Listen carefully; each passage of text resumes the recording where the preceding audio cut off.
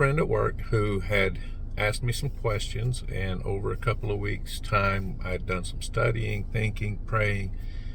I wanted to make sure and answer his question in a way that was going to be the most helpful and truthful that I could.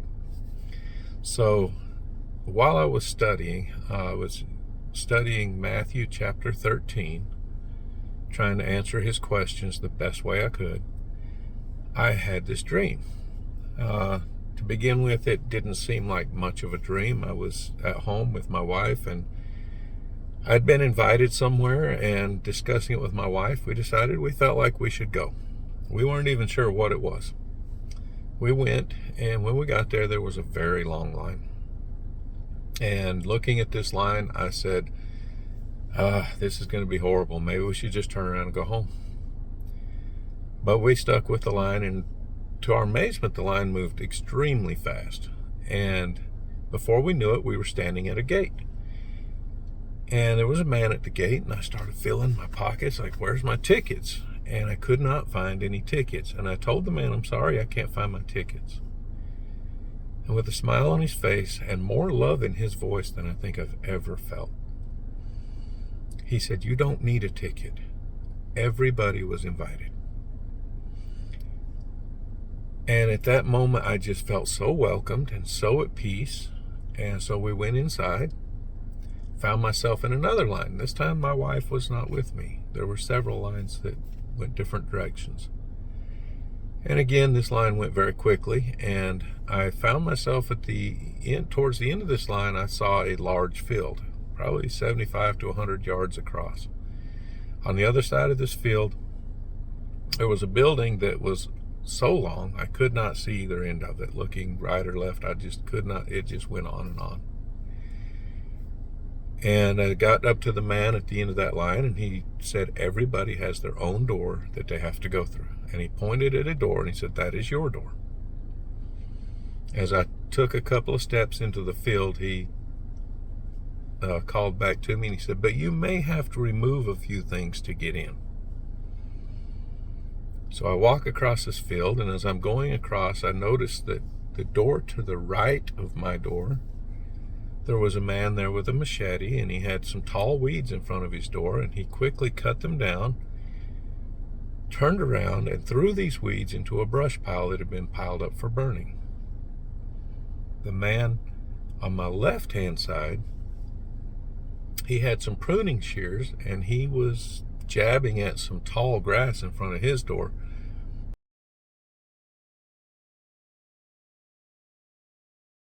But he wasn't cutting it. And the closer I got, the more I could see that he was discouraged. He was upset. He was really sad. I still didn't quite understand what was going on. But I looked at my door, and there were two hard thorn vines tangled up going up the side of my door. So I reached to see what I could find to cut these thorn vines with. And I found my little pocket knife that I always carry. And I knew that these vines were really hard to cut. So I got my knife, and I dug down into the dirt, and I found the tender roots, and I cut them off at the root, and then pulled them from the dirt and yanked them off the door. I threw these vines into the pile that had been piled up behind me to burn. I went in. But as I was walking in, I looked, and I saw that the man to my left, he had given up. He had dropped the pruning shears, turned around, and walked away. I go inside this building. It's a beautiful building. It looks like an indoor mall, but there's no shops. It's all really nice restaurants. And in the hall is laid out one table after another, just beautifully laid out with linen tablecloths and really nice dishes, and everything set up for just like a beautiful feast.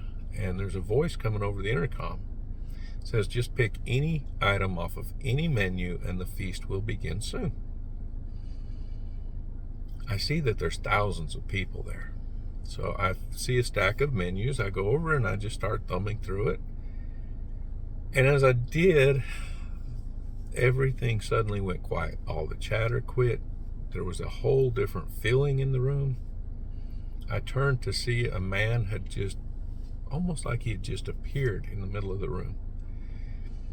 He wasn't like the rest of us. He was a glorified being. And everybody's eyes were on him.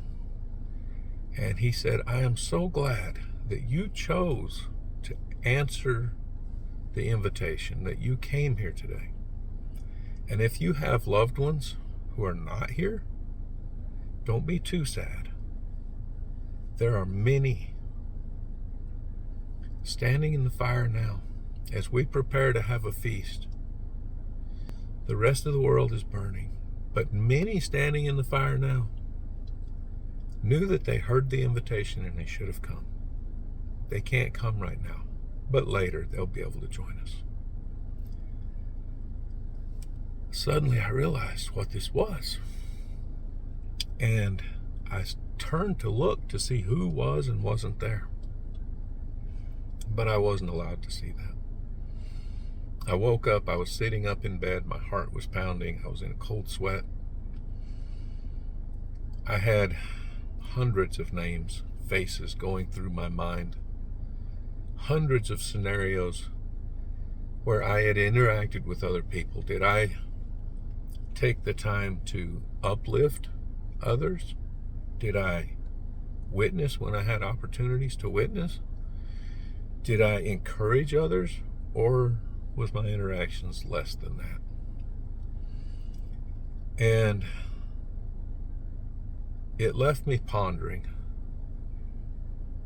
And although I realized that this dream, it may be just God's way of showing me in a way that I could understand what I needed to know, it may not be actually what happens at the end of the world. But there were three things that I knew, I absolutely knew were absolutely true from this dream.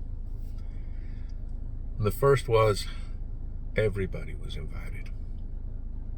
And when I got there, and that man said that everybody was invited, I realized that the Spirit put out the invitation. Those who were able to hear and feel the promptings of the Spirit, they got the invitation. But not everybody followed that prompting. Even I, when I got there and saw the long line, thought about turning around and going home. When I got to the door, and there were things in the way, weeds. The Bible often refers to weeds as the entanglements of the world. Some will be willing to put off those entanglements and cast them away to be burned, and some will not. The man to my left, he didn't, he couldn't. He could not let go of those things of the world, and so he didn't go in. And the third thing that I realized was that we should not wait until that day to see who is and isn't being left behind. We need to do that today.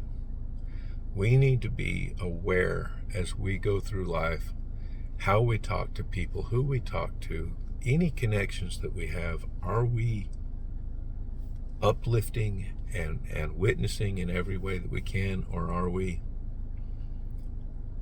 being judgmental or cruel or unchristlike in any kind of way? We need to be aware of that. I think the worst feeling that I've ever felt was standing in that dream, in that room, and wondering if anybody was in that fire because I didn't do my part. If anybody could have been in there with me if I had done better. Just some thoughts. I hope this helps somebody. Thanks for listening.